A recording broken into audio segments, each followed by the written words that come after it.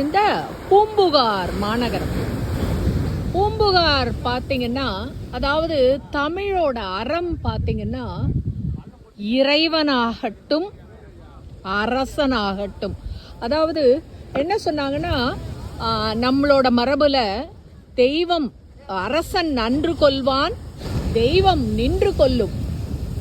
அதாவது அந்த தெய்வத்திற்கே பொருள் குற்றம் இருக்குன்றத நக்கீரர் எடுத்துரைத்தார்.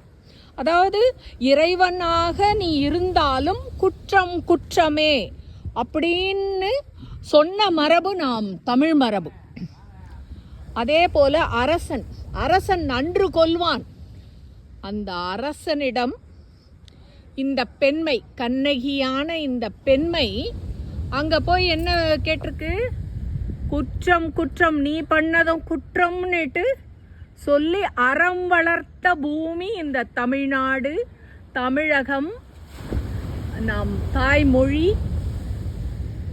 எல்லாமே. அதாவது யாராக இருந்தாலும், அது தெய்வமாக இருந்தாலும் சரி, மன்னனாக இருந்தாலும் சரி, ஆட்சி செய்யும் மன்னனாக இருந்தாலும் சரி, தவறு என்பதை சுட்டிக்காட்ட சொல்லி சொன்னது நம்முடைய தமிழ் மரபு. நன்றி, வணக்கம்.